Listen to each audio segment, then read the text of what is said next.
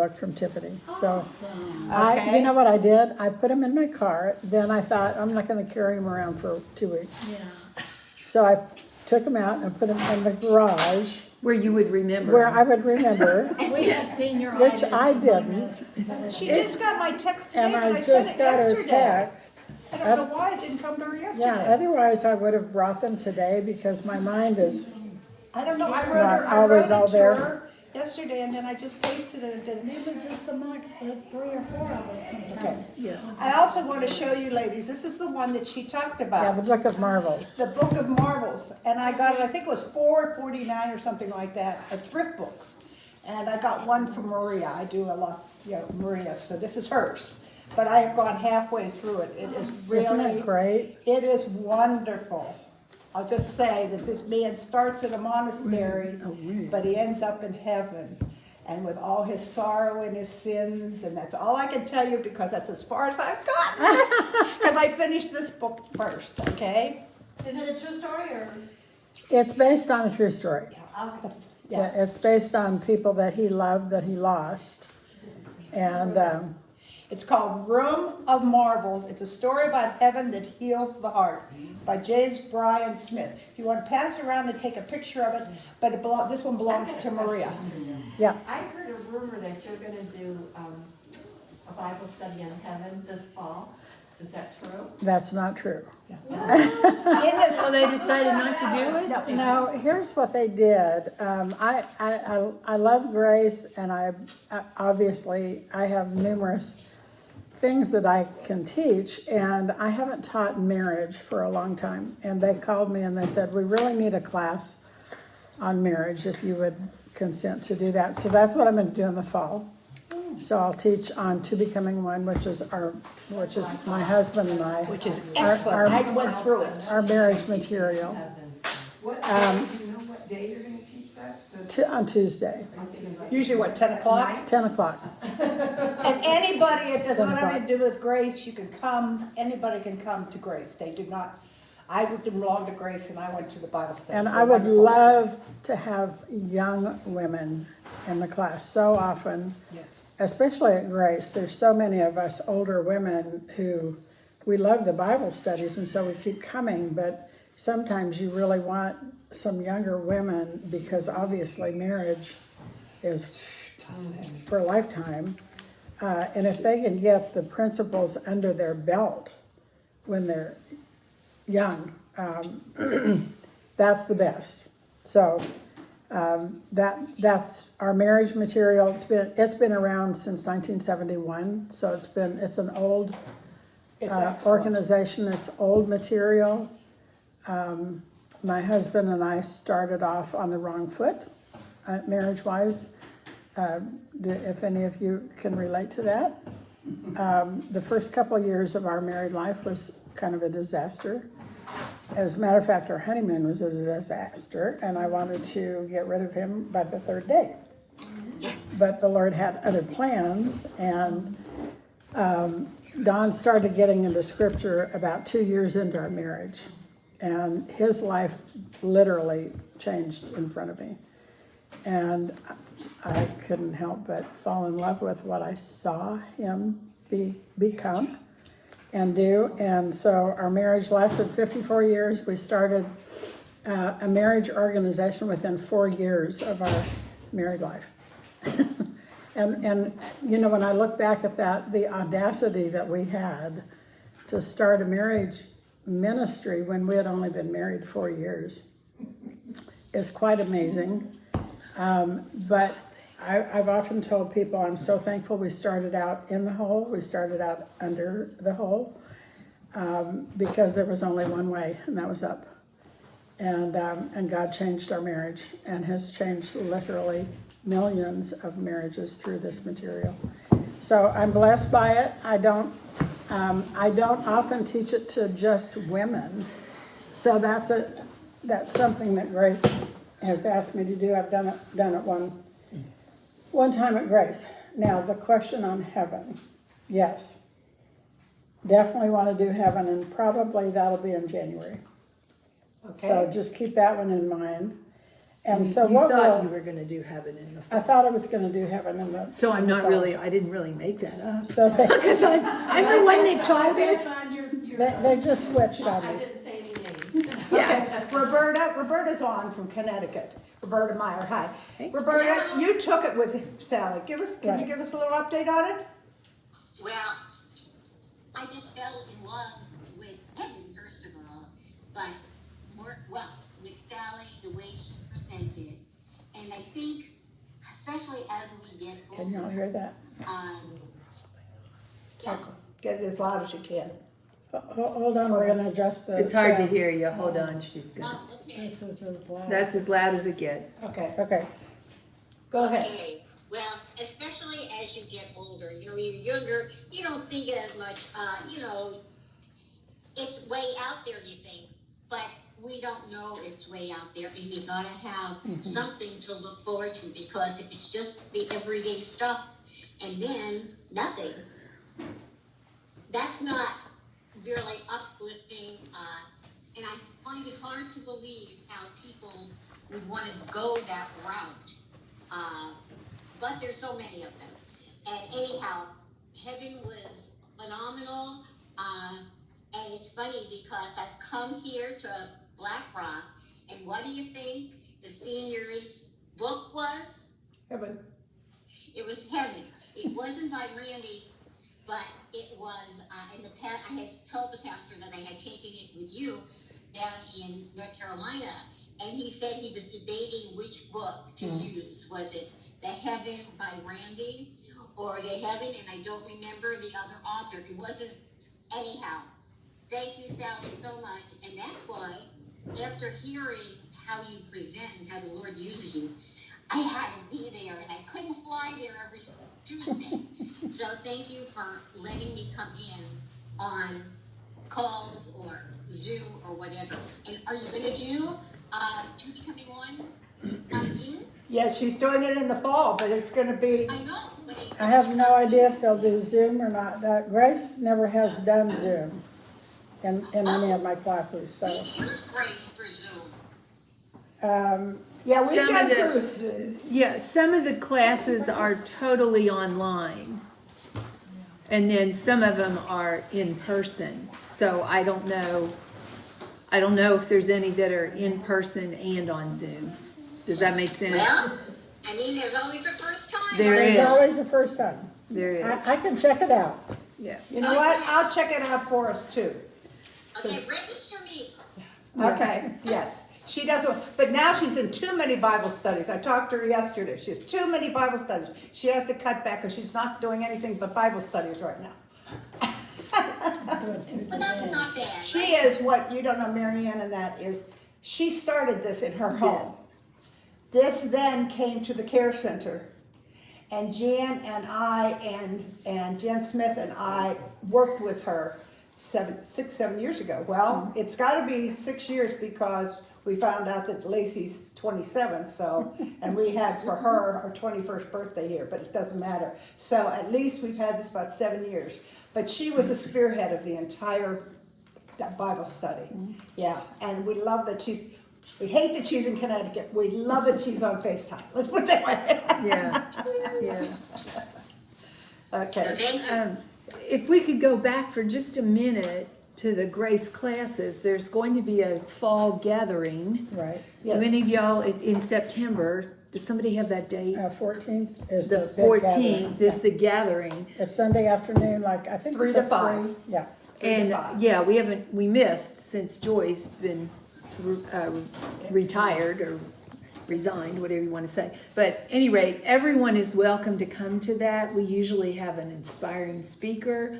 All of the classes will be available to sign up for there, or you can sign up for the classes online At Grace. at gracecovenant.org. And there's 12 different classes. So there's a lot to choose from. Every morning, Tuesday, Wednesday, and Thursday, I think there's an evening class on Wednesday, maybe a couple. But I love the Grace Ministry. It's It's the amazing. best ever Yes, it is. because they offer so much Not every class is gonna be bulging. Some classes will be very small, which is great, because you get to know each other. So I am overwhelmed with Grace and their ability. I've never known a church that has done more than one class at a time. Most For women. churches do a women's class, and if you don't want to take that class, well, then you're out for the semester. That's right. So that's what I love about Grace. They offer something for everybody. And you do not have to belong. In In fact, fact- they welcome In fact, outsiders all the time. 50% of the classes are non-Grace. Right, people. And they usually, on the women's gathering, we have had 450 women there. And we have beautiful white tablecloths, and Linda Coates makes everything beautiful, and we little have a sneaky little hors snacks. d'oeuvres. It's not for And then we dinner, but it's sing, little- and then we have a speaker, and Joy, this is the last one Joy got, I heard. This is the Oh, speaker okay. she got. Okay. Joyce Burrows used to be our head, but she wanted to spend time with her children, so, anyway. Yeah. But I'm so glad Sally's good. We'll all be there in heaven. Watch out, you're in trouble now. But we need the young. Well, and heaven and end times are two of my very favorite topics. Heaven, I knew nothing about heaven growing up, except if you're a believer, you're going there, right? That's all any of us knew. And then Randy Alcorn, about 20, maybe 22 years ago, came out with this book called Heaven. It's about that thick. And I remember I was changing churches at the time. Don and I were moving churches. And I told some of my friends, Randy Alcorn just came out with a book on heaven. I'd like to teach it in my home. Just tell your friends. 40 women showed up at my house. Wow. And I was shocked, but here's what it told me. We're all longing to know where we're going, what we're going to do there, what our husbands are doing there if we have a husband there, what our kids are doing there if we have a child there. And yet we've been in the dark, and pastors don't speak on heaven, and I don't understand it. To me, it's... They speak the opposite, though, right? They speak of They hell. speak the hell, yes. Amen. Yep. But are you on the same boat that I was? It was Yes. like, I have no idea. I know I'm going there, and that's all I know. And God does not want us to be in the dark about his plans for us. So, and that's why I think you all have loved the End Times book, because God has laid out a story for us that we get to be involved in. And so anyway, Roberta, it was either last Sunday or 2 Sundays ago, Gary Hamrick spoke on heaven.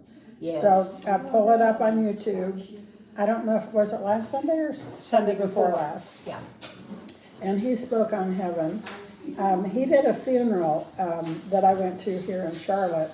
Oh, really? And spoke on heaven.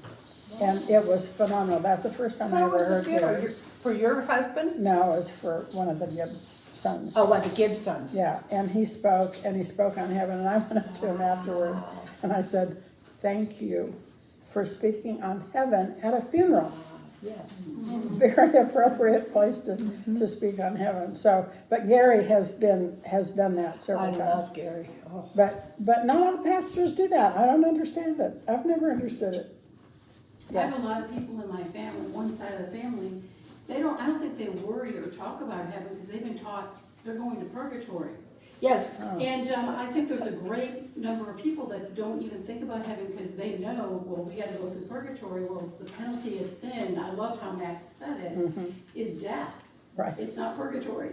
So Christ paid the final Yeah. payment. Yeah. So, that's not part of. How Yeah. do we change them though? You and I need to talk, Cassia. That's my Yeah. family, completely. But a lot of people, I think, they think that's their destination. Well, they won't so even they're talk about sidetracked it, right. Ask them to read Heaven. The book that Sally teaches from, The 50 days. the 50 days, is actually a devotional book. And you're supposed to read something every day. And I'm telling you, it makes you feel so much better about those that you love that have gone ahead. Yeah. And what heaven is. Like, it just is a feel-good book. I remember the first time I took it with Sally when she said, buy like 5 of these at a time because you'll give them away. That is so true. Not only have I given some away, but it's really easy on Amazon to send it to somebody else. Yeah, and you just That's how I just sent the text them different and ones to, you know, like Yeah. to Nancy Hager and people like that. just change address. You know, you've Right. got your default address. But Change then- address. But then remember to change the address. Change it back. Make because sure you otherwise check. Your next order will go to that. That's what happened to me, I Yeah. agree. But I've done that to several people, and then Yeah. I just say, I've a gift is coming to you, Yeah. and I then bought that book. That 50 days. Oh my God. I have it too. I was like the third or fourth night, I was reading, I go to bed, and I had tears. It was just, something hit a chord with me. yeah, And they're not very long, they're like 3 or 4 pages. Yeah, long. 3 pages. And I cannot tell you, but I think that would be a good door. Do you agree with that, Sally? For people that, with Jamie's talking about and Mary's talking about, that just say, just try this. Just read the first 3 pages. I'm not Yeah. asking you to read the whole book. They will. They They'll will. get hooked on it. But just say, just read the first 3 pages. Yeah, yeah. And you don't have to read it. It's not like a book you have to sit down and say, oh, it's got 100 and something pages. Well, here's how I hook people. Good. Most people have pets, right? Right. And children always ask the question when a pet dies, will I ever see that pet again? That's right. And Randy Alcorn has a chapter on that, on pets. And I have to think that here's what he says. The Bible does not say our pets go to heaven. However, then he goes back to the character of God. And he said, God is a good God. This makes me cry. If he can give us good gifts here, why not either resurrect our pet for heaven or give us a pet just like that pet, or a pet we're going to love even more than that pet? And you know, that answers so many questions. God is a good God and he gives good gifts. And the gifts that he gives to us, part of the gifts that he gives is pets. We love our pets. Our neighbors don't love our pets. We love our pets, right? Our neighbors don't like our pets. But we love our pets. And, you know, when I read that chapter, I thought of my cat as I grew up, Henry. How cute. I had a yellow tomcat, Henry, and he slept with me every single night until he died. And I remember being so, I was a teenager when he died, but I was so torn up because Henry died. That was my pet. And I've never had another pet that I loved as much as Henry. I've never had one. And but you know, I've watched my grandchildren, and you know, I told the funny story part when Don died, that Parker said, are they gonna have to put him down? Just simply because, because that's what you do with pets. But I love that chapter, and I usually hook people by that chapter, and then I say, now read the whole book. And Good point. yeah, it's a good point, because most of us relate on pets. And there's so many things in that book. We could go on and on. Roberta was in a meeting at Grace. We were actually trying to get the pastor to do something on heaven, and he hasn't picked up on it yet. But Yeah. He's working to get young we people in, don't is run what the he's church. working on. Yeah, His goal right now is to get Yeah. young people in. yeah. Sally, Yeah. one thing before we start is I had heard you and Dawn planted many churches. Could you tell us a little history about that? Some of us don't know that, and I've heard. Would you please just share a little bit of that? Well, about the time that we were starting our marriage material, and we were living in Dallas, we had 2 kids under our belt, third one on the way, and Don said to me one night, we were going to a church, it was a Dallas Seminary church, and you walked in the door, you had your pen and your paper, and it was a school. It was like a class. So you walked in, you took copious notes, and you walked out and you didn't say hi to anybody.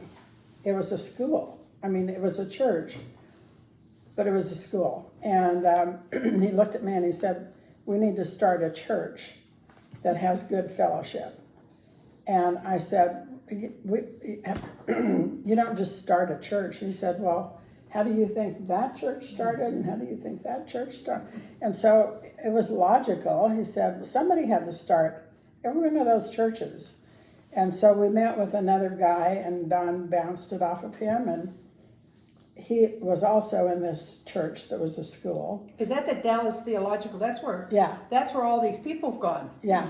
Gary yeah. Hamrick and Jack Hitt, all these Well, people. some of them have, yeah, Yeah, to wow. Dallas Seminary. Right.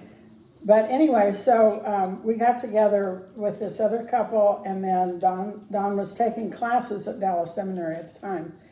And so he went to his professor, one of his professors, Gene Getz. And Gene was writing a book called something of the church, the foundation of the church, some big book that he was writing.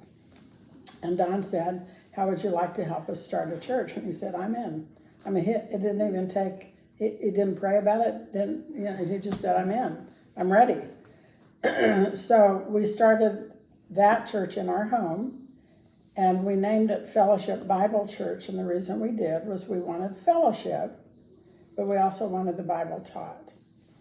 And then the other thing that was real crucial in those days, nobody was doing this, we had coffee to get people in the door. And then we hired seminary couples to do what we called the Learning Center. So we even changed the name from Sunday school to the Learning Center. And we hired young seminary couples who were vivacious and loved the Lord, and we paid them to teach our children. And my children always grew up with male-female teachers in the Sunday school, because that was one of our bugaboos about church, is that mostly women taught the children, and we wanted our sons to be taught by men. And so we just were innovative. Way back then, we had the energy to do it. We were only in that church for 3 years, and we moved to Little Rock, Arkansas, and I'm going into way too many Okay, details. no. But this started our church planning thing. Our neighbor came down about 3 houses down from us one night, and he said, are you going to start a church like you did in Dallas? And Don said, no, I'm not planning on that. And I said, well, we can pray about it. So Don said, I don't even want to pray about it. So anyway, that night, as we were going to bed, I said, Don, we've got to pray about it. Somebody asked us. So we either tell them, no, we're not going to do that, or yes, we are. So we pulled out a fleece, as Gideon did. And we said, Lord, if you bring us 10 couples unsolicited in the next 30 days, we'll start a church. And we're telling no one. So we told absolutely no one. And then I started recording who came. And within 30 days, the last couple, we were standing in line at a cafeteria, and a couple behind us said, are you Don and Sally Meredith? And we said, yeah. And they said, well, we just moved here from a different city, and we're just wondering, are you going to start a church like you did in Dallas? Oh my gosh. And so the answer was yes. And he actually became our first elder, that guy that was standing behind us. So they were the 10th couple in 30 days. And so we knew that, okay, we're going to start a church What did in Don Little Rock. say? So, Don just what could he say? So, Oh, I love it. so we started that church in our home as well. And that church has now spawned about 400 churches. 400? Yeah. I It's heard just- 19. No, it's just the one in Little Rock has just blown up. And so they're training constantly.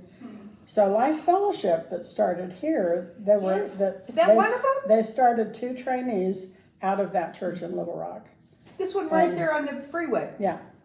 where the oxygen things all Yeah, that. Oh yeah. my gosh. So Don and I were on the ground floor of that. We were on the ground floor of Lake Forest. We were on the ground floor of another one in Concord. By the time we got in Concord, we had by this point started, we moved to Washington, D.C. and started 4 churches there. anyway, by the time we moved to, after Concord, we're old. At this point, we're old. And Don said, I'm done. I'm really done. I don't want to start any more churches. And I said, okay. So it wasn't too many. Thank you for sharing that. I Not too didn't many realize. years after that he died, and he was done. He was literally done. But that was our 9th church in Concord. So, That's where we heard the 9, but they're yeah. now 400. And we never stayed past about 300 members, and we would leave. That was our pattern. And so we would then tell pastors, okay, we'll help you start this, but by the time you're at a 300 bracket, we're out of here. And that happened to be the case, so, Lake Forest came from Forest Hill. from Forest Hill. And in fact, I take a class with Cindy Sackett, your neighbor, Yeah, on Thursday nights right now. okay, She's doing forming, relationship with God. And she said to say hello. all right. They were neighbors in Burkeville. was my neighbor. I find Yeah. it out last Thursday. I didn't know she was your neighbor. Yeah. Yeah. Cindy and I are very close. Well, we have a lot to cover. Let's open in prayer. Father, thank you so much for our time. Thank you for the plan that you set out from eternity past. You knew that all this was going to take place way back in Genesis. So we thank you, Father, that you've given us a roadmap. You've given us a plan that we can follow. We know where we are on the line. And I thank you for it. Thank you for what's ahead of us. We have no idea all the things that you still have planned for us. We just thank you for it. In Jesus' name, amen. Amen. And this So is- that's the millennial kingdom. How many of you understood the millennial kingdom before this class? didn't at all. Anybody? Okay, just a little piece. Nothing like this book said. Nothing like the book says. And I am still just, every time I pick it up, I'm still overwhelmed. Are you? It's confusing too. It's confusing, so you have to read it again and again, but because he is such a good writer, he does just make sense. I do want to recommend this book to you, David Jeremiah. The entire book is on the millennial kingdom. Okay, let me make a picture and So I'll send it. Max Lucado does 1.5 chapters on the millennium. He does a whole book on it. So highly recommend it. He goes into much more detail than Max can do in this book. So if you want more, there's more. Is this and- the one that and- he's Yeah. doing the end times as a fiction? right Yeah, now? well, he just came out with this like Another one. last fall too. this is- 2024. So No, this this- is brand new. He has another one that's a fiction, like it was the end times, that one. Oh, okay. I listen to him every day, and he has a book called, I can't remember, but it's a fiction of end times. So I was Okay. like, that doesn't look like that's it. Yeah, this is not fiction. Okay, This is scripture all the way through. As you know, David Jeremiah, he's very, very good. yeah, And you'll just enjoy reading now that you've started the millennial kingdom. To read more about it is just refreshing. And little did we know, for years ago when Randy started teaching on heaven, little did we know, no, heaven's not our last stop. I always thought heaven was it. Yeah. We died, we go to heaven, that's it. That's where we are forever. And it is so exciting to me to understand the millennial kingdom and why. What's the purpose? Talk to me. Because you've read it. What's the purpose of the millennial kingdom? What's the major purpose? well, look like at the end, it finally gets rid of Satan. Well, he's bound, Yeah, he's bound. so there's no temptation from Satan. Right. But then afterwards, he's out there again. Well, for a little while. Stephen Armstrong thinks it's only about 7 years. It's not very long. But he's going to be uncaged and he'll do. That's where it was He'll very do his confusing thing. to Yeah, me. yeah. And Max in the book says, wait a second, he's going to be loose. Well, what purpose is that? So, and David Jeremiah does go into that a lot in the book. So what about the millennial kingdom Why the millennium? Why do we need a millennial kingdom? Because he's working with the people during tribulation.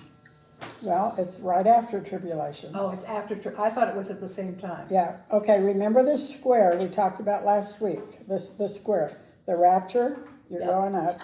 We're in heaven, during the time we're in heaven, it's the reward ceremony and the marriage supper of the Lamb, that's taken place during the time of the tribulation, 7 years. Right. So we're in heaven for 7 years, the rewards are taking place, the marriage supper of the Lamb, while the tribulation is going on planet Earth. So we actually are probably not gonna be seeing from heaven's viewpoint much of the tribulation.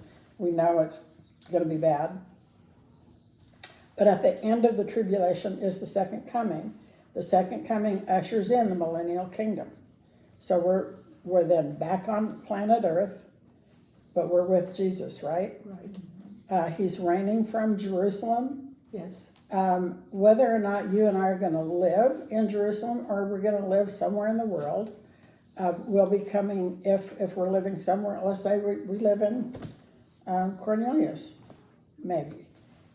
We're going to be able to come in and out of where Jesus is in the temple in Jerusalem. So our travel will be very easy to go in and out of that for 1,000 years. And during that time of the 1,000 years, there's no war going on. And the only thing we're dealing with is our own, now we won't be because we're gone. We're in heaven. We've got our new bodies. When we come to planet Earth with Jesus, we have a new body that cannot sin. How We're gonna exciting live is that? 1,000 years? I mean, we all live. Well, because we will be in eternity, we'll live forever. So our we live situation forever. is not 1,000 years. Our situation is forever. So, but we'll be in our resurrected bodies. I know it's confusion. So our resurrected bodies happen to us at the rapture. Okay, let's say rapture occurs today. All right, trumpet blasts, the sound of the voice of the archangel. We immediately, in the blink of an eye, leave here.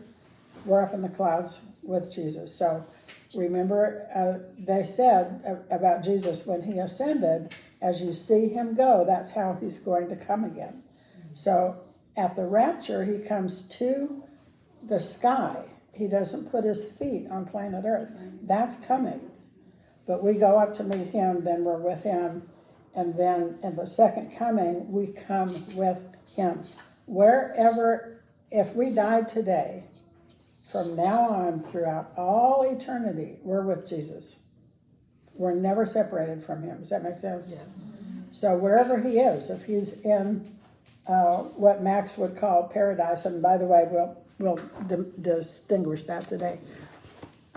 If he's in paradise, we're in paradise. If he's on the earth, we're on the earth. If he's in the new earth, we're in the new earth. Does that make sense? So from now on, because you and I are believers, wherever he is, we are there. Okay? In our resurrected bodies. Let's go back and just kind of count, think about the rewards ceremony. In Hebrews 11, it talks about people of faith. And right at the end of that chapter, Hebrews 11, verse 39, says that without them, we won't be made perfect. Without them.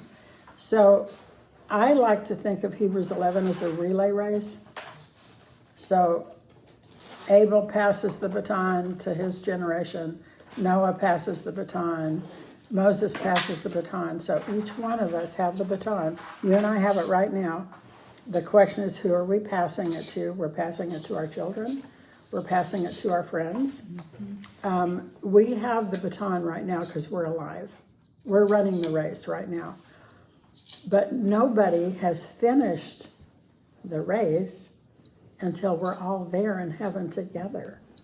And so that's why Hebrews 12:1 says that there's so many, it's a cloud of witnesses that are surrounding us, and they're telling us, keep going, keep going, keep going, because if you don't keep going, I don't get my prize.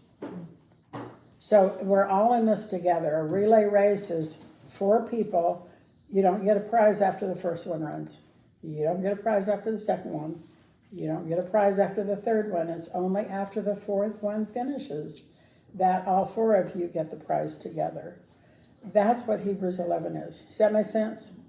So all of us, the reward ceremony will be a massive reward ceremony for all of us. You'll get your reward at the same time I'll get mine.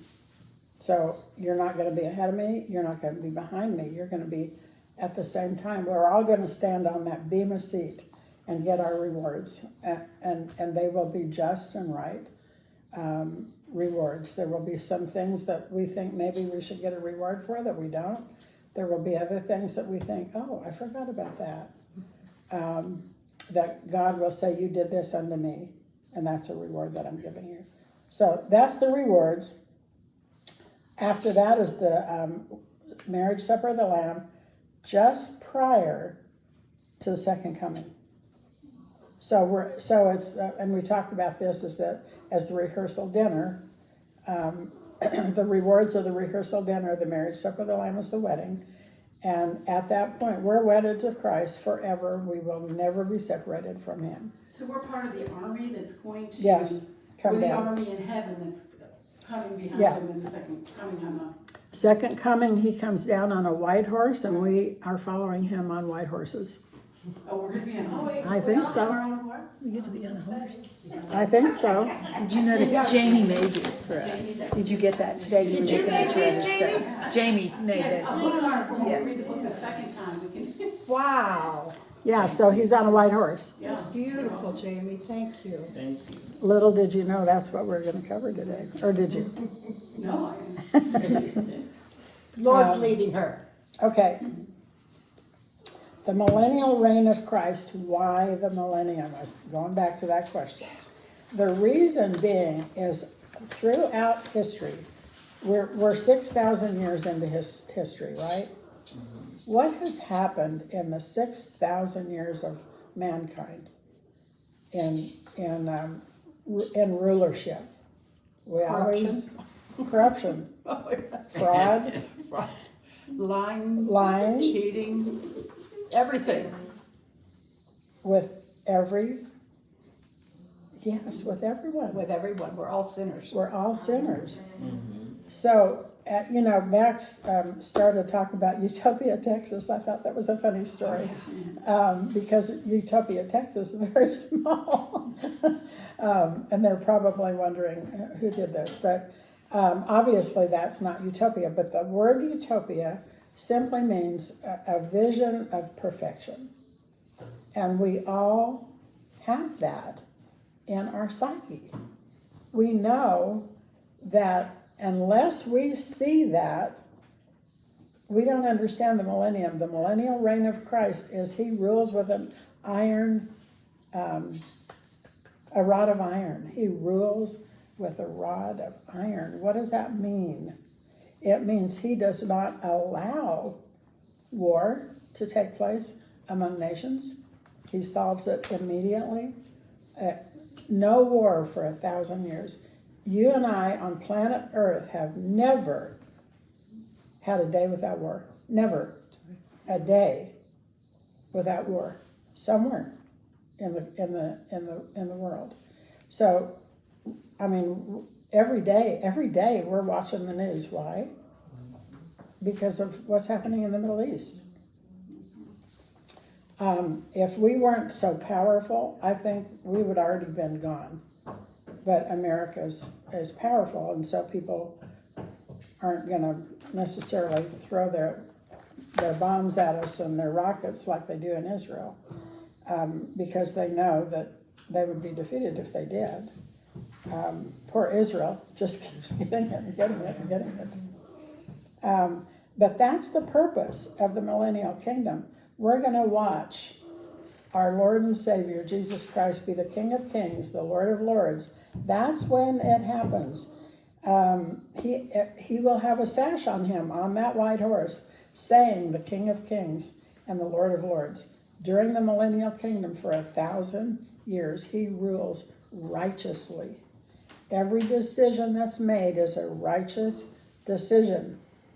There will be nobody on planet Earth that will not come to him for a decision.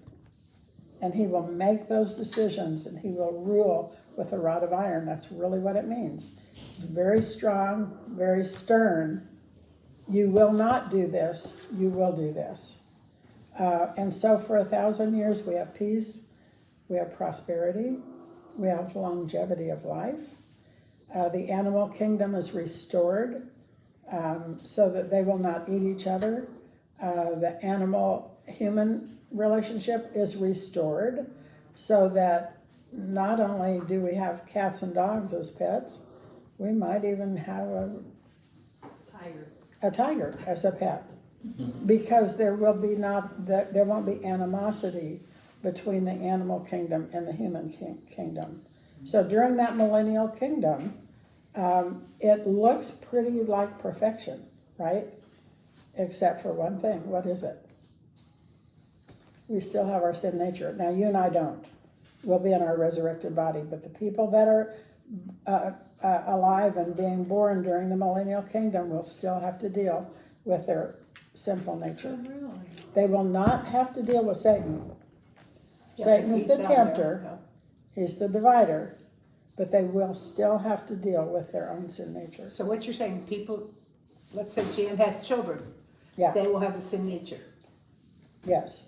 Anybody who is born, now everybody who comes into the millennial kingdom will be a believer at that point. All of us will be in our resurrected bodies. We're believers. We'll never sin again. The people that come out of the tribulation, and I don't know. We've got some of those. Yeah, in Israel, all Israel will be saved. All Israel, 100%. So coming into the kingdom, when Jesus comes to the Mount of Olives and sets his feet upon the Mount of Olives, everybody who's alive at that point will be believers. There will be many who die during the tribulation, unbelievers. But at that moment in which Jesus sets foot on planet Earth, everybody will be a believer. However, if I'm a believer, but I haven't gone to be with the Lord, I haven't died, that means I can still have children, and those children can have children. So for 1,000 years, now think about this. Let's go back in time from 2025 to 1025. That's a long time. That's a very long time. So how many children are born and die during that 1,000 years? A lot. So the people who are alive at that point will repopulate the earth, but it will be under the auspices of Jesus Christ as King of Kings and Lord of Lords and ruling. So I know there's still lots of questions. So they're not gonna reject him, because they can't. Some people will reject They're him. gonna still be rejected, even Okay, in a let's- perfect world. What will they think of us walking around and we never die? Will we be Well, like missionaries to I- them? you Or know, will I don't we know. have testimonies? will not age. So we will be around the 30 bracket, all of us. And we won't age for 1,000 years. Let's put it in. Well, that's what I'm saying, the division between the people, Yeah, that just seems so interesting. Like, well, it seems. how about Susie? You know, she's been around for a long time. She still looks like she's 30. What do you think about that? I mean, you know, it's just Well, sort of. and even because of longevity during that time, because you and I have no idea, we don't have any pictures of Adam and Eve's generation. They lived 900 and some odd years. Well, what did they look at 500? Probably pretty darn good. You know, if you and I were there at 500, we'd be decrepit. But they lived almost 1,000 years. So the millennial kingdom is going back to that Garden of Eden, where it talks about that the thorns and the thistles won't even be on planet Earth, that the crops will be abundant. The earth will be like it's supposed to be in the Garden of Eden during that time. So then the question that I had was, well, why do we need a new earth then? Right. If this one is gonna be so good, messed up. and it will be, but sin is still available during the millennial kingdom. In the future, new heaven, new earth, no sin, no Satan, no curse, no death, no whatever. I have a question. Yeah, You know in the Bible, they talk about the guy that, he marries a wife and she dies, and then Yeah. he marries somebody else and she dies, and 7 times or something he had wives. And they said, well, who does he get? You know, Yeah. who is he gonna end up with in heaven? yeah, And he said, you don't understand, it's not like that, we're not gonna Right. be husband and wife and married. So is that only in heaven? And then? yes, because once we're resurrected, there is no marriage for us. We're married to Christ. There's, Okay, so even in the millennium? in, Come back. in other words, my husband, Don, will be a very good friend, Oh. Oh. but he won't be my husband. Oh. Oh. But he'll be such But a he won't good be friend. anybody else's husband either. But that's right. Good point, Jamie. And think about this, my children will always be my children. They'll never not be my children. So for all eternity, I have 4 children on planet Earth. I'm gonna have 4 children for all eternity. I'm gonna have 11 grandchildren for all eternity. So I don't have Those any, do are- I get some later on? Yeah, you get some. You can adopt some, yeah. We adopt the dogs is what we do, Jan, then. It's our dogs. Oh, I got dogs, I got cats, I got a horse. Just to clarify one thing I didn't understand, the people who didn't go in the rapture, who are on earth, who become believers, but have apostasy, do they die also? They marry, have kids, do they die During the millennium. during the millennium? Yes. Okay, okay. Yes, they are born and they can die. But because of longevity, it says a child will die at 100. At 100, a child will die at 100. So that means that there will be probably some that are 1,000 years old. By the end of the millennial kingdom, there will be people who were born early and they remained all through the 1,000-year reign of Christ. So there are two things. Those of us in our resurrected body and those of us who are not in a resurrected body, who are in a human body just like we have today. And they're in the millennium because they were in the tribulation, right? Yeah, Okay, that's what he said, that with their normal bodies. right. So, for instance, let's take Israel. At the end of the tribulation, it says in 2 or 3 places, Romans chapter 11, Jeremiah 31, Ezekiel 30, I think it's 38. At the end of the tribulation, all Israel will be saved. And that's what it says, A-L-L, all. I don't know how else you can take that, except that 100% of Israel will be believers at the end of the tribulation. They will go through so much pain, and there will be such revival among the Israelis that there won't be one Israeli who's not a believer in But Messiah. but when they come into the millennium, they have normal bodies, they don't have the spirit They'll bodies, have right? normal bodies because they never died. Right, okay. They didn't die, so Jesus comes to earth, they're still alive. And they can still sin up there. They can still sin, Okay. yes. And they're the ones that have children and children and children and children. Now, when we come back down, Yeah, can we have more children? no.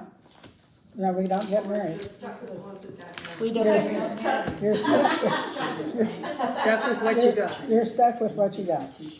Only they'll be perfect. If they're believers, they'll be perfect. So, you know, if we have problems with one of our children or our grandchildren, whatever, we won't have problems then. There's no problems. The curse is gone for us. The curse is gone. I do want to pick up one verse.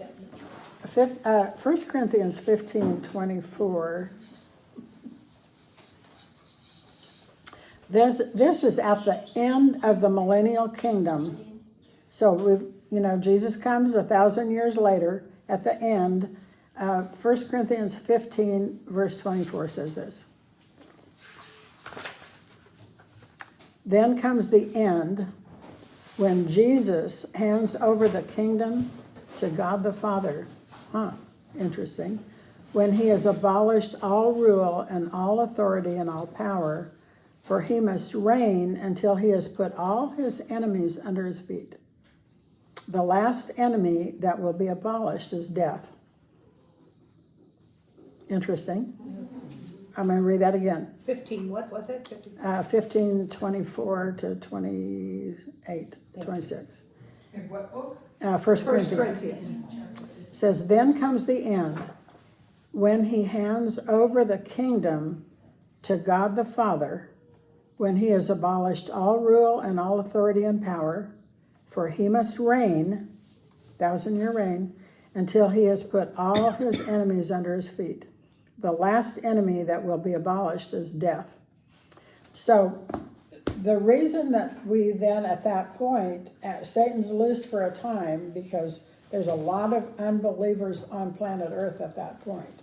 And Jesus is going to let him loose to do his thing one last time. And it's going to be short. It says for a short time, not a long time. Satan gathers the armies of the world, and he's going to come against Israel one last time. Satan hates Israel. He has always hated Israel. He hates it today. He would like to abolish it today. He keeps trying. He keeps trying. He's working on Wasn't it. it ironic when Nancy Pelosi fell over backwards when she did the vote on the arms for Israel? Anybody? No. Wasn't that Remember that ironic? vote? No. When she was taking the vote the other day, it was last week, and it was all over the news, she fell backwards. It fell on her, right on her bottom after the vote where she denied Israel. munitions to Israel. I thought that was ironic. Yeah, it is. I don't watch television, so Yeah. but thank you for that. I saw Elizabeth Warren flip over, but I didn't. Yeah, I saw Warren. Oh, I'm sorry. That's who I meant to say. Elizabeth Warren. Yeah. Oh, okay. Yes, Elizabeth Warren. Okay. From Massachusetts, oh, yeah. And of course, she has endorsed the Muslim guy from Yes. India. Yeah. I have to send you Pastor Michelle just sent, and I think I sent it to a bunch of you, what they're seeing, what's happening, that in 50 years, we could be all Islam here. Because we only have 1.5 children, remember Jen, we Oh, just yeah. got that. But they are having 4 to 5, Sometimes 8. yes, and they're moving into the United States, and they believe in 50 years, but see, I like your 20 years. 50 years, that this will be all Islam.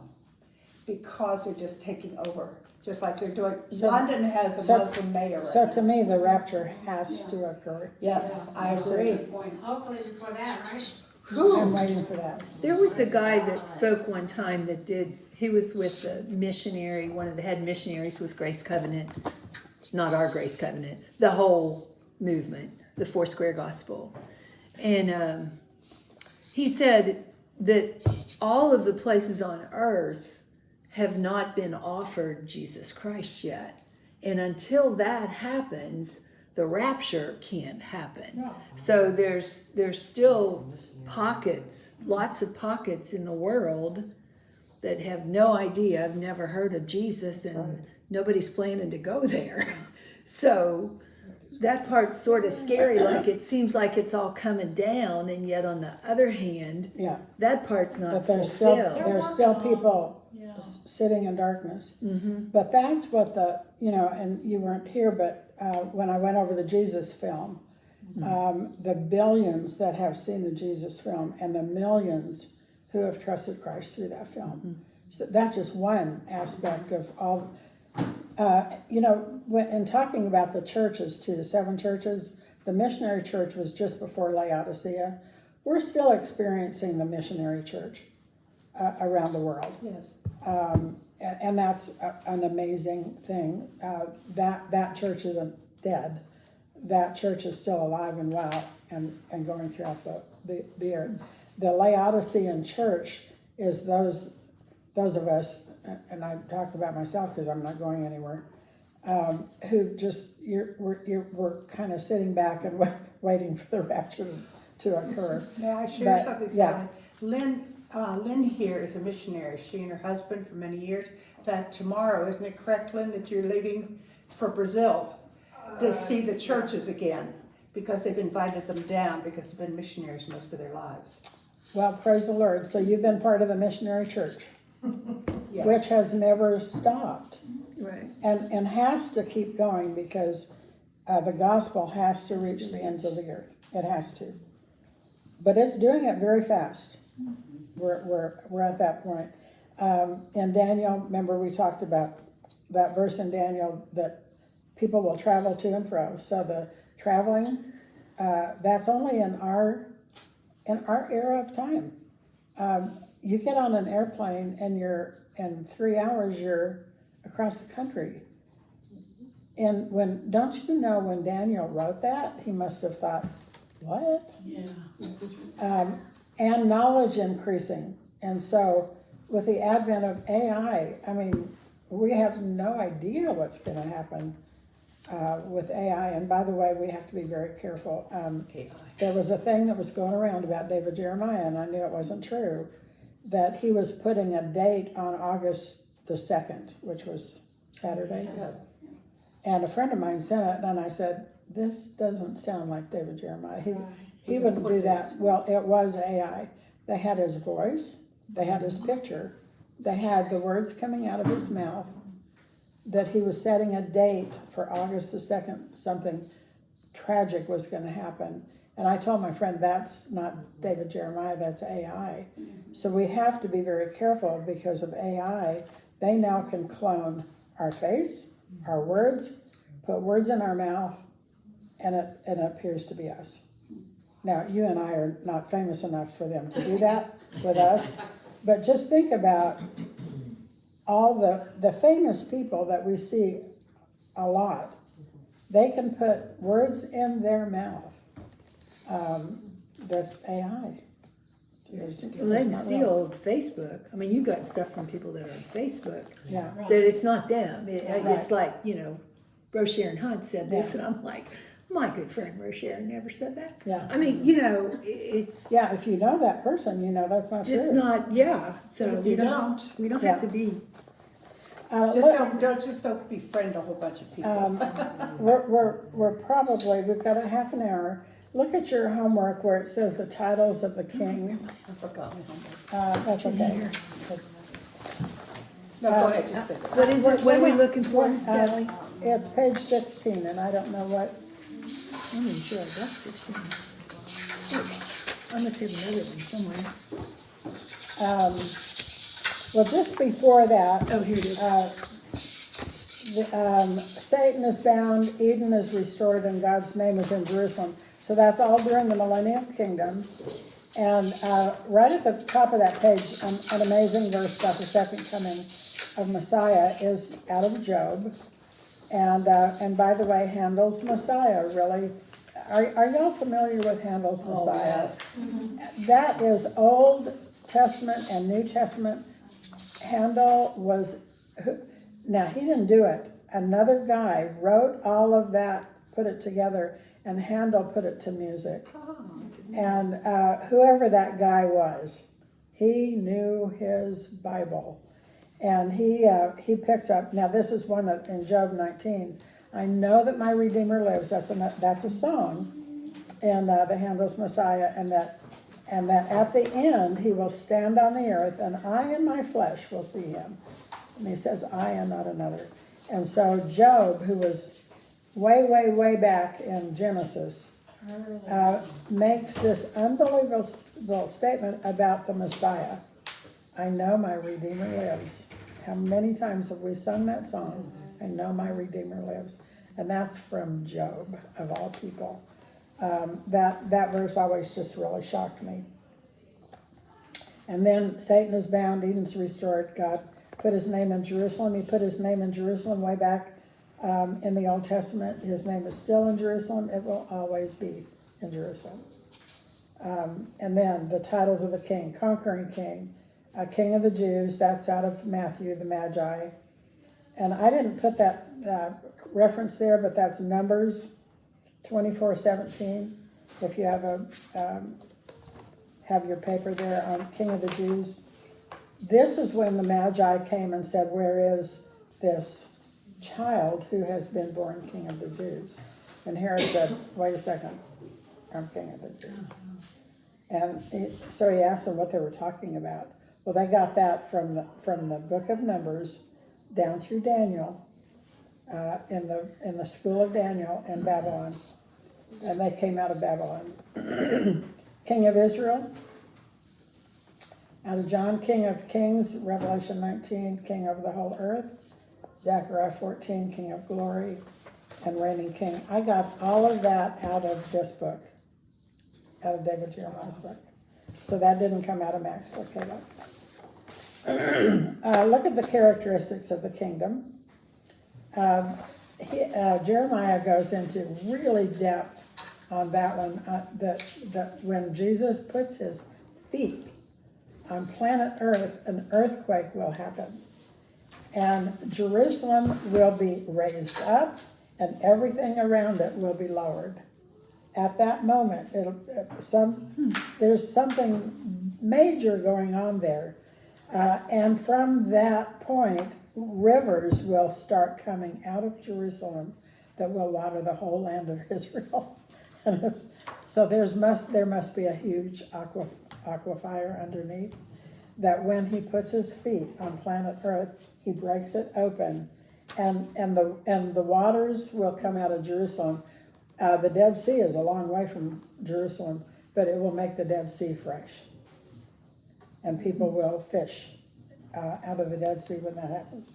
I have a question, Sally. You said, because I remember the very first day, you showed that the seas, the oceans would be gone at the end times. Yeah.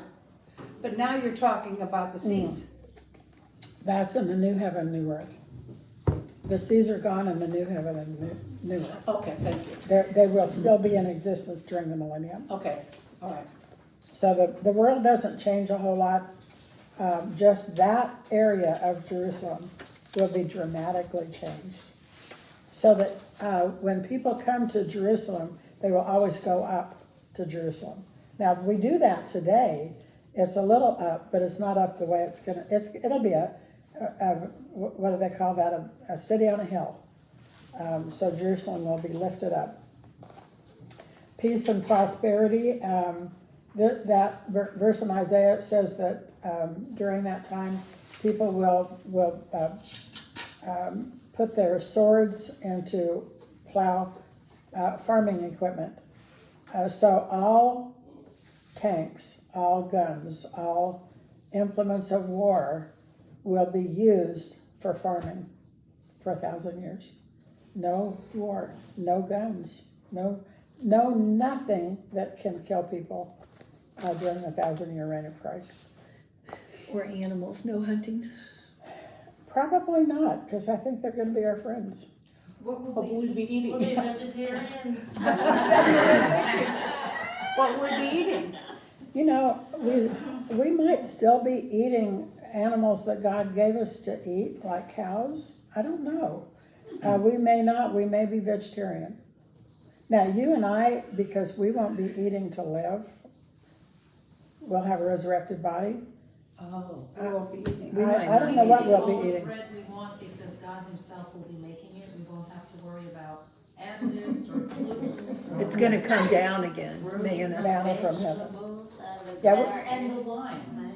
The wine will be won't have perfect. sulfites in it. We Right. won't have any reaction to it. It'll be the wine that Be he perfect.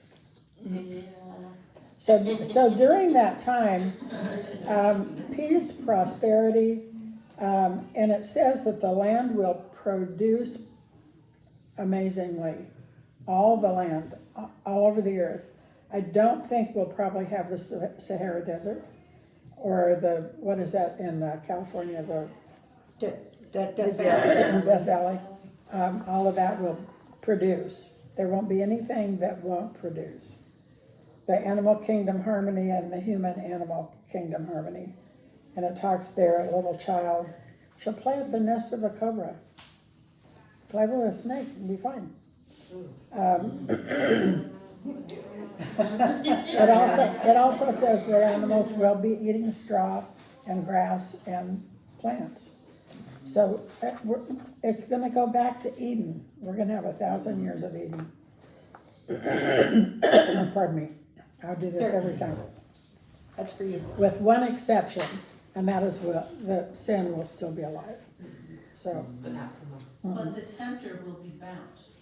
And that Tempter is going bound. to be, well, that is going to be the ultimate test for everyone that goes through that Right. 1,000-year reign, is that we will have the opportunity of what Adam and Eve had, to be exactly. in that perfect fellowship with the Lord, without Satan coming in and mucking it up. Right. So, but we will still have free will. And that is Yes, why, yes. that is why that 1,000 years, we will have perfect, uninterrupted communion with Him. He will reign with righteousness, so that those that are living in that time will be like, wow, this is amazing. And then the Bible says, and then Satan will be unleashed again. That will be, who wants to follow him after you've had this perfection for 1,000 years? Well, think about a non-Christian person today. Right. They're not interested in the Lord. Not at all. They're not interested in studying the Bible. There will be people on planet Earth during the millennium who have they don't care that Jesus is in Jerusalem. They don't care that He's the Lord of Lords and King of Kings. They don't care.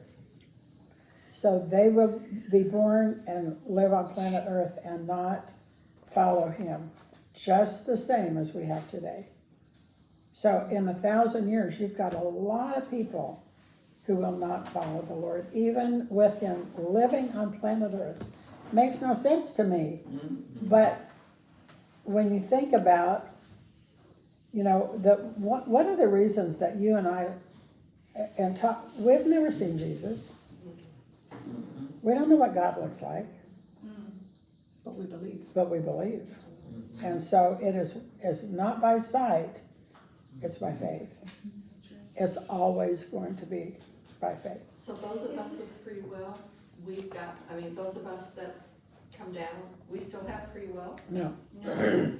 No, we're The done. ones that are born. We're done. Yeah. Thank goodness. Yeah, we're done. I've We're had a done lot with of bad sin. We don't decisions. have a sin Oh, nature. that's what I thought you said. Yeah. Where does it say that like, okay, so we live and reign with Jesus for 1,000 years. Where does it talk about these other people that are sinners? Is there a scripture or something that we're Well, it's missing? yeah. It's all the way through. That people will be born and a child will die at 100. A child will play at the nest of a cobra. So children will be born during that time. So that's all the way through Scripture. Okay. So And yeah, it does say in the book of Revelation that at the end of that 1,000 years, when Satan is released, there still will be a rebellion. But at that point, God's like, oh no, not today. And He will put an end to Right. all of that, because they will still try to storm the New Jerusalem. yes, They will they will still come against They will Israel. still come against Israel. After all the goodness that they've seen, they will still, Yeah. but at that point, Yeah, God will not tolerate it. yeah, God will not tolerate it. And those that are against Him at that point in time will be like annihilated. yes. So we're not gonna eat that apple again. And after that comes the great white throne judgment of the non-Christians. So all the people that are born and die unbelieving in the millennial kingdom will have to stand before the great white throne. As well as God will clean out Hades at that point for the great white throne. So Hades will be no more once that's occurred. And at the great white throne, remember, there's 2 books opened. One is a book of works. So God is going to show them, you know what, Sally, you did okay here. You didn't do so good here, but you did okay here. Now, there's one more book we have to look at. It's the book of life. Oh. I'm sorry, I know that you really tried here. But your name's not in the book of life. I can't let you in. You chose not to be in that book. You chose to do these works yourself. So that's what the great white throne judgment is. Does that make sense? So as believers, we're rewarded, we're not judged, because judgment took place at the cross. So you and I are not ever judged for our sin. We're rewarded for what we do for him after we become believers. But we're not judged according to our sin. Praise God for that. So once we're born again, we're in that book of life and we can't get out. Yes, and the book of life will tell you, okay, you had this opportunity here and you didn't take it. And you had this opportunity, and so God is going to, everybody at that point will be without excuse. Okay, God doesn't have a razor, right? He's not gonna black us out, right?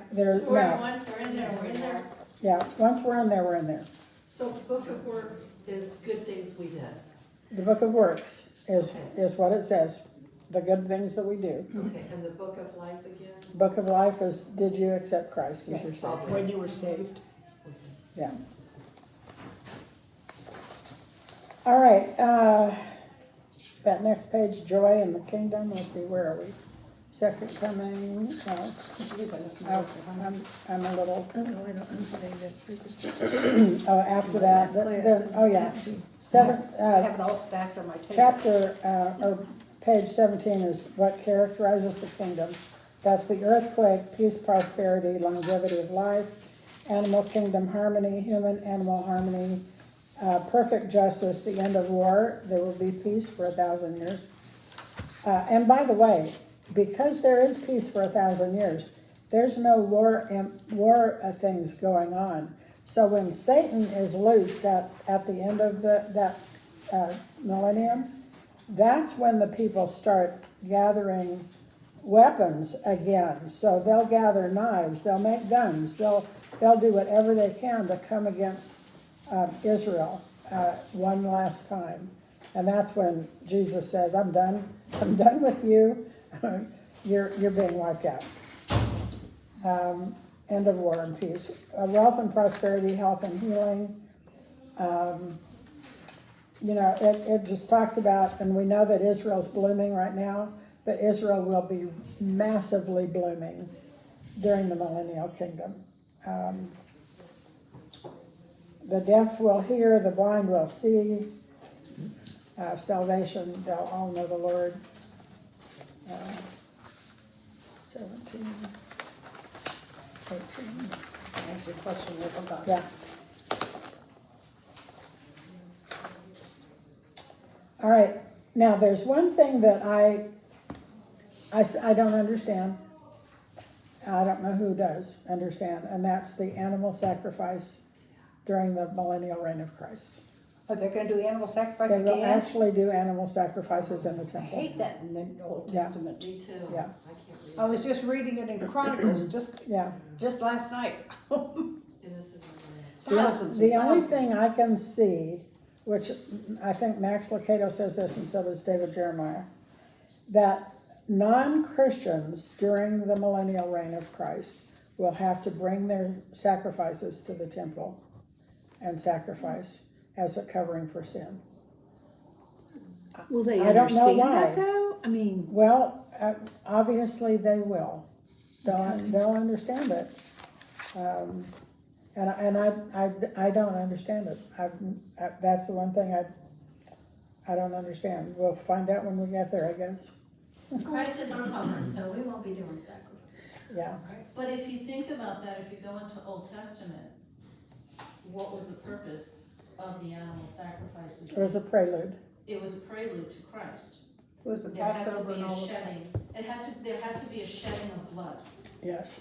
Because even if you think about Adam and Eve, when they sinned, they covered themselves with fig leaves or something. Right. And God covered them with animal skin. So God performed the first animal sacrifice Right. on their behalf to cover them with the skin of an animal. So if in the new millennium, those of us that have been resurrected with Christ are with him. Yeah. Those that are not, And, they do and we not don't partake. do animal sacrifices. Those- Correct, but those that are not. Yeah. They are then not under the grace that Christ offered. Like, we're living in a state of grace right now. Yeah. Those that are born in that time period, that is not offered to them. So that makes sense why Yeah. the animal sacrifices Yeah. would have to happen again. So I'm still confused as to why a non-believer, unless that's their point of beginning to believe, why a non-believer would even do that. They'd say, Well, and I'm I not think, having I anything to think do a with lot that. of people, even in the Old Testament, did the sacrifices out of ritual, not out of faith. Right. And that'll probably be the same thing. It'll Okay. just be a ritualistic thing that they do, and, you know, whether or not they'll know the Lord, only the Lord knows. So we'll table that one. Look at page 19, the millennium is a transition between, I love this, this is out of Max Lucado's book, between history and eternity. So the millennial kingdom will still be history. But once we get into the new heaven and the new earth, we have no history. History simply means looking at the past, of going into the future, but we will have billions of years in the future. History will be no more. We will be living in eternity. And we can't understand that because we live in time. Yes, we do. So the new heaven and the new earth, there's no time. can you say that again? The millennium is the very first thing you said, between, It's a transition between okay, history. between history and eternity. eternity. Okay. So,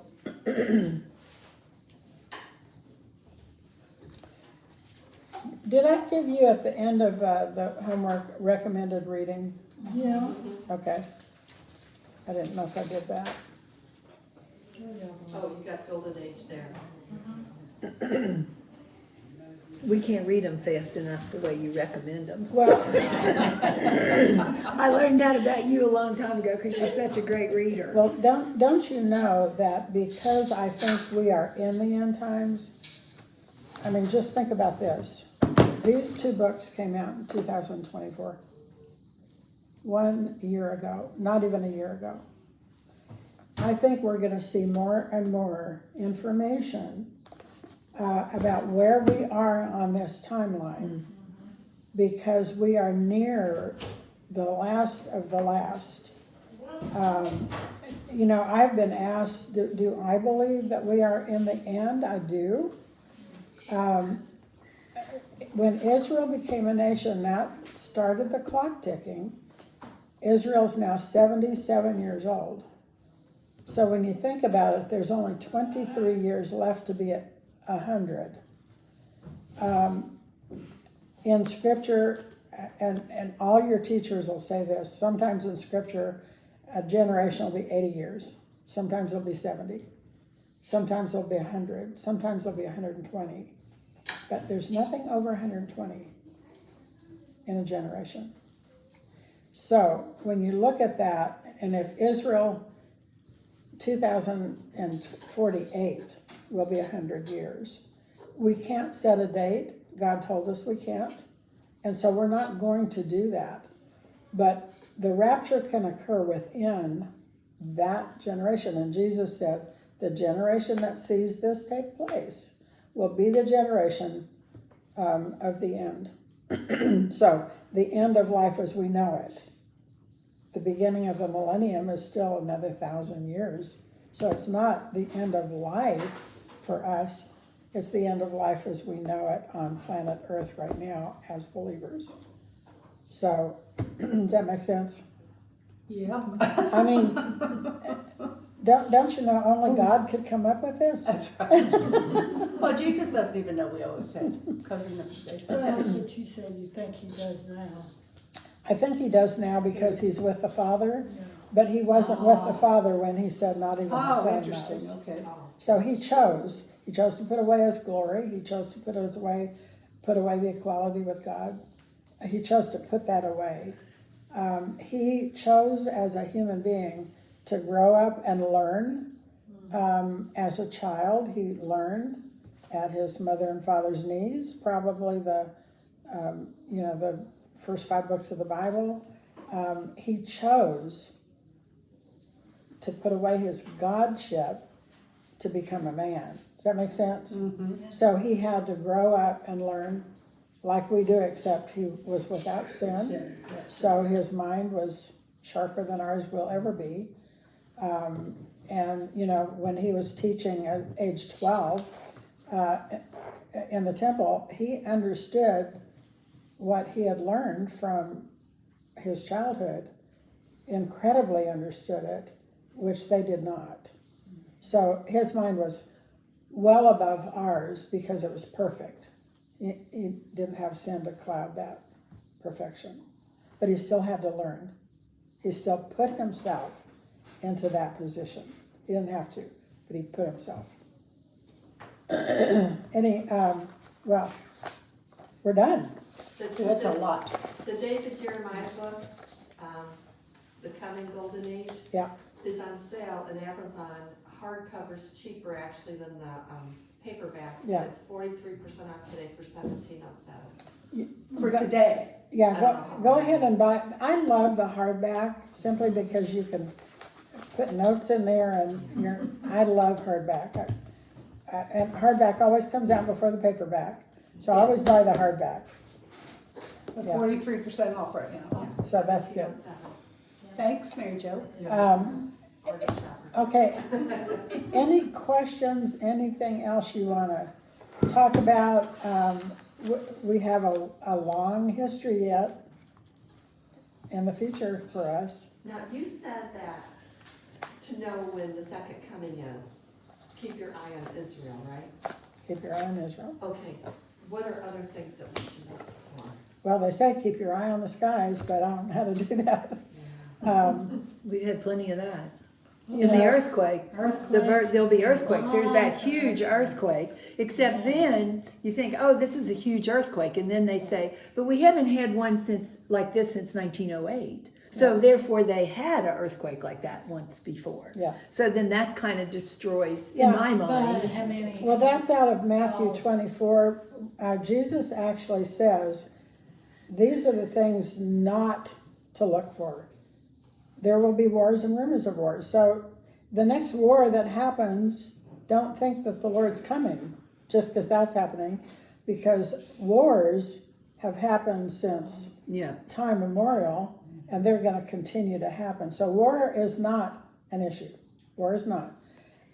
It does say earthquakes and pestilence, and what are some of those other in Matthew 24? Is flooding in there? Those are things that are the birth pangs that we have to look at as birth pangs. Are these the beginning of birth pangs? Are we in the birth pangs? Are they coming closer and closer together, more intense? Obviously what he said, all of us as women have gone through, well, some of us haven't, but most of us have gone through having a child, and there are false starts, but then, boy, when that baby is coming, the baby's coming. It doesn't matter if you're in the car, in the hospital, or at home. That baby's gonna come. And so he's just saying, as the time gets closer, we're gonna see more and more things happen on planet Earth. Planet Earth is convulsing right now, as it should be, if we're in the end. At the very end, can you just imagine the panic on non-believers? Well, you know what Mary's talking about, and we're watching the Islam, people take over Europe. I mean, unbelievable what's happening in Europe. just like they're trying to get in New York. And it's happening in America, and if that occurs in the next few years, and we're gonna see more and more Muslim taking over, again, if the rapture occurs and you've got a majority of Muslims, they're not gonna say, well, hey, my neighbor just disappeared. I don't know how they're gonna describe it, but chaos will ensue. You know, who knows what's gonna happen right up to that point. America is not in prophecy. We're not there. Something has to happen. So, And one of the things that brought up the one that Pastor Michelle just sent to us about how they believe that in 50 years the United States will be Islam, it will not be Christian. And because of all of our abortions and everything that's going on, we're averaging about 1.2 per family, where the Muslims are 5 to 8 per family. They're doing it just because of procreation. yeah. And they're taking over if you watch any of I've been watching a bunch of the stuff on what they say. They're taking over the school boards. They're taking over the municipalities. So they're starting with the mayors. That's right. So Minnesota has a Muslim running for mayor. Mm-hmm. New York has a mayor running for mayor. They said that in the last election, which we didn't understand, there were 800 Muslims running for office. Wow. Many of them got in. Really? So they're in the lower system of our cities right now, but they're moving up to where they're going to make a dent. And that's exactly what happened. I don't know if you've seen that thing in England. Every municipality around London has a Muslim mayor. Yes, now it does. Every single one has a Muslim mayor. How did that happen? Is that the first one? And they said that it's only 6% of the population is Muslim, and yet they're taking over the political aspect of countries. They're taking over. So will they do that here? Yes. Yes. I just, a couple of days ago, there was a large Catholic church in Buffalo, New York, that closed down St. Anne's Church, and it's been largely unused since 2012 due to structural issues. It's sold to a Muslim group for $250,000. Oh my goodness. Massive structure. Wow. And there you go. God bless you. Thank you. And the church wasn't being sustained. The church itself, as the Catholic Church, wasn't being sustained. So The structure was right there for the they sold it. taking. Yeah. And that's exactly what happened in England. The churches closed. So the Muslims bought the churches, and now they're mosques. Yes, and most of them in Europe are that way now. Yeah. So that's exactly, they've got a strategy, and it's very calm. They're not making waves, they're just moving up. So, You made that comment about that we're the largest born-again Christians of the whole world. But if you think about it, and they were talking about because they were in Palestine, they were in Syria, they aren't, they're Muslim now. Mm-hmm. I mean, the Christians are almost all gone there. Yeah. And then they're going to be moving into here. Yeah. So if the rapture occurs, the Muslim countries are not going to even feel it. They're not going to feel it. So, for the all right. non-believers. Well, you guys have been an attentive class, and I appreciate that. I hate that it's over. I do too. Oh, you don't know, Sally. Well, again, I've learned a lot. This is the second time I've taught this, and I've learned even more. I still have questions, as you do, but it's so much clearer now that we've got some great people writing books about it. Ladies, I want to bring up, we're not going to be meeting until the 9th of September. Okay, and you all talked about doing Acts. Okay, so Jan has offered to do Acts 1 and I'll do Acts 2. And then at that point, we can figure out who's going to teach. What we do, Sally, now, and it's really worked out well, is that one of us takes the thing that everybody discusses. And we've really grown from it. I mean, I think even more than we did when, we wouldn't even touch yours. And now we know about verse by verse. Yes, It's we an do about awesome yes, resource I to use that with teach mine. from. And Grace Covenant is doing Acts through Advent. He started Sunday, so we're gonna be able to use, so if you wanna get online and watch, That's he's fun. gonna be covering Advent, Acts all the way through, so we're gonna have another resource to go to for it. Oh, that's great. So you all came up with Acts, we didn't. You just wanted to do Acts after John, right, Sue? Right. Yeah, we talked about, yeah? Uh-huh. Okay, so, we're not gonna start until the 9th. Tuesday, we still do it 12:30 to 2. We would love Sue, Mary Jo, Jan Lynn to join us for it. And, because the more we learn from each other, because we're all at different levels. And that's what's beautiful about, I believe, about our group. I mean, I have to say, I'm more of an elementary compared to a lot of you now. I'm pretty So, huh? I'm preschool. I'm close to it, but see, we've been doing this now 7 years, so it has helped a little bit. Any questions or anything? Just a quick prayer. Nancy Hager, I was with her. She's the one, if you remember, that she has Lacey in the wheelchair. Okay, and Lacey, we work with her on Sundays, and she went into a fit, Lacey did. It was very, very hard. She was all over the place. We were in Clinton Hall at the time. Nancy and her Aunt Peggy are going through some real anxiety right now. They're on medication, but they're going through anxiety. And pray for them because of all. I was at their house. I mean, if you saw where they lived, it's kind of neat, but it's a gravel driveway.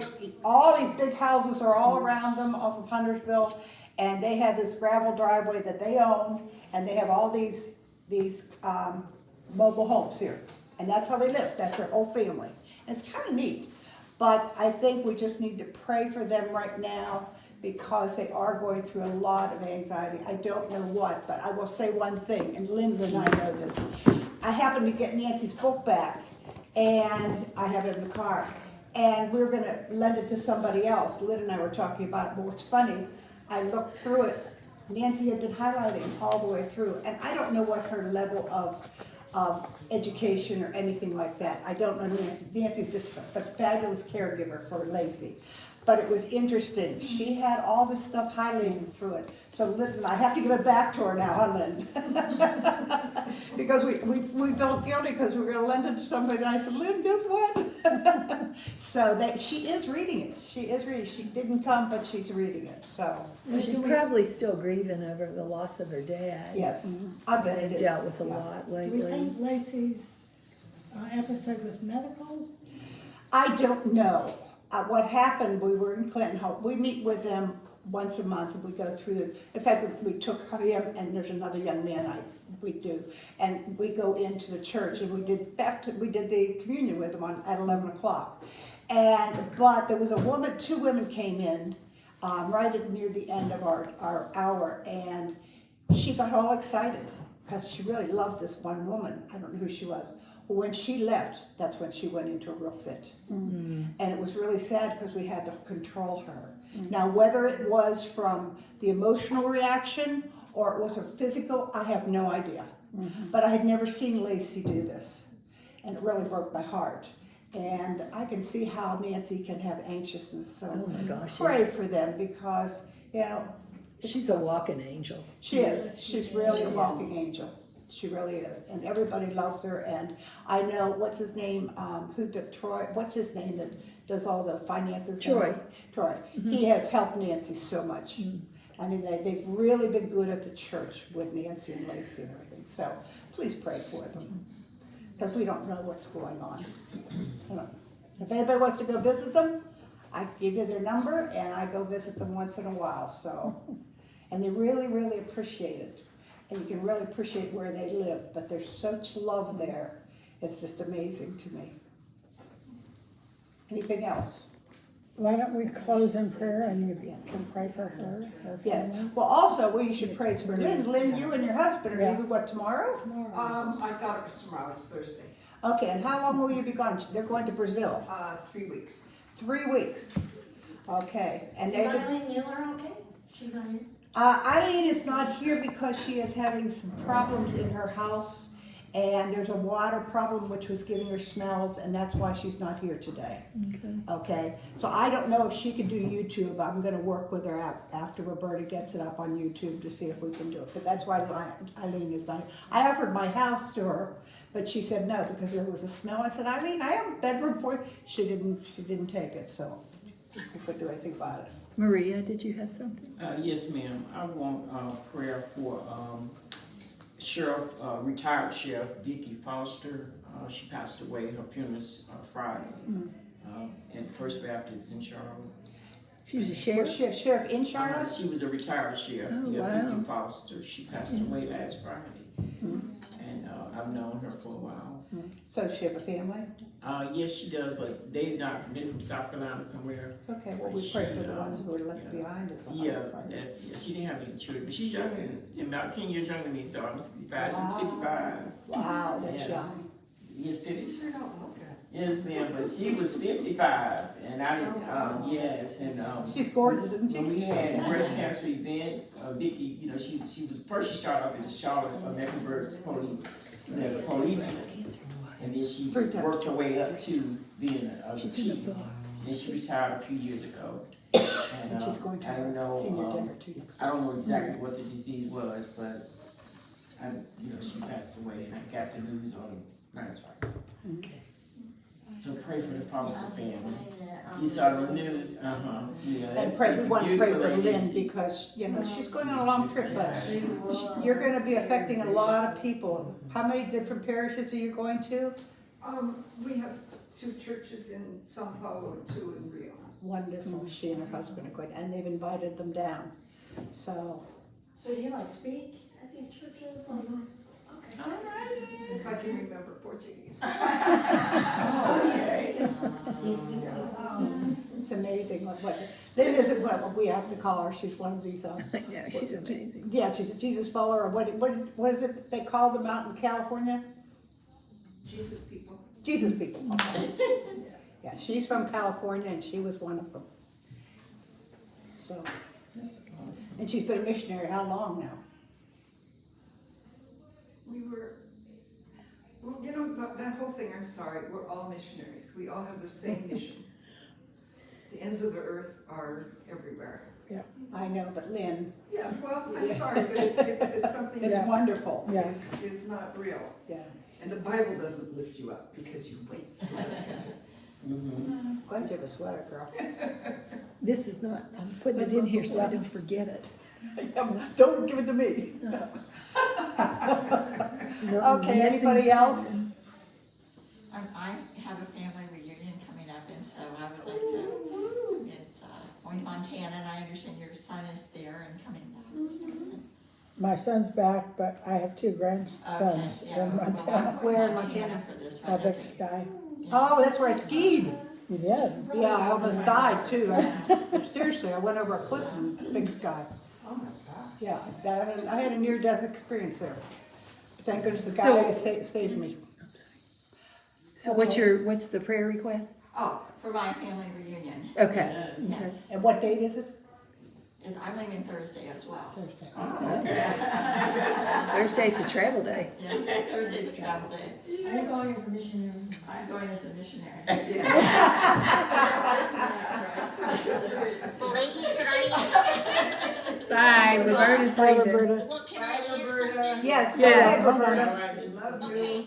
one of the Catholic ladies from the Bible study that I've attended in Connecticut, she just wrote on a prayer request that her name is Mary Ann Farr, and her son-in-law, who is a father of 11 and a 13-year-old, was just diagnosed with terminal cancer. So, He or the children? Him. Yeah, no, the father. okay. And they just told their kids yesterday about this. So they really need prayer. Mm-hmm. So anyhow, It's Mary Ann Farr, the son-in-law. I don't know a name, but God knows. So a lot of turmoil there, but God does miracles. And let's face it, when we know the Lord, death doesn't have the sting, although it still hurts. Yes, it does. It still hurts, but it doesn't have the final sting, yeah. Yes. And I do have, she's finished. Are you finished, Yeah. Roberta? Yes. Okay, go ahead. Jean. Thank you. I have a close friend, that's sister that I've met a number of times, Sally. She is going through brain cancer for the second time, and she has a lot of complications from the first time, and anyway, it doesn't look good. So she's young. We just don't know. Sally. Prayerfully, she has the Lord in her life. Does anyone know how Ingrid is doing? I do know. Is it good? No. No? I was with her 2.5 weeks ago and took her for a biopsy, and she had a lump again on her throat, and it's cancerous. Now, she is back now. She is